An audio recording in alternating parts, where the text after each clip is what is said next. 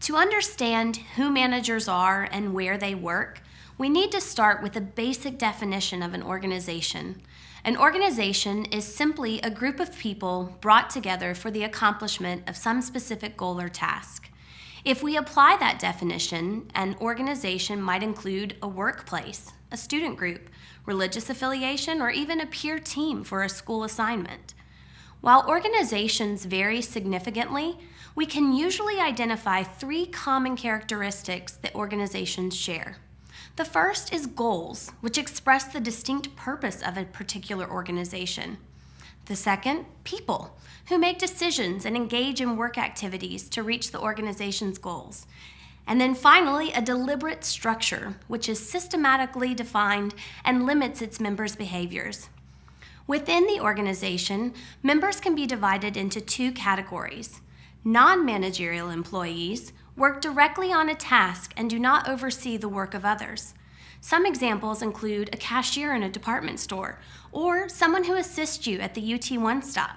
While these employees can help to provide solutions to you as the student, they don't specifically oversee the registrar's office or financial aid departments. Managers, on the other hand, direct and oversee the activities of people in the organization or department.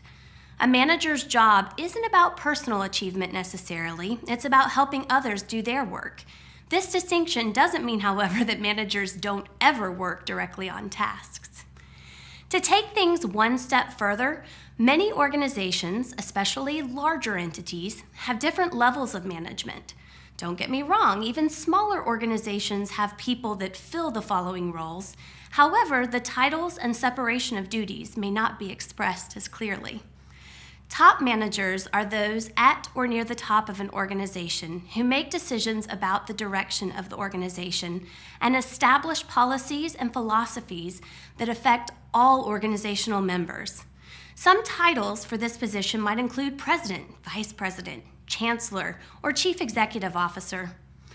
Middle managers fall between the lowest and the highest levels of the organization. They often manage other managers and sometimes non-managerial employees. They're responsible for translating the goals set by top managers into specific, detailed tasks that lower-level managers oversee. Titles might include division manager or unit chief or project leader. First-line managers are responsible for directing the day-to-day activities of non-managerial employees. Titles include supervisor, shift manager, or coordinator. And finally, team leaders are special categories of lower-level managers that become more and more common as organizations have moved to using employee work teams to do work.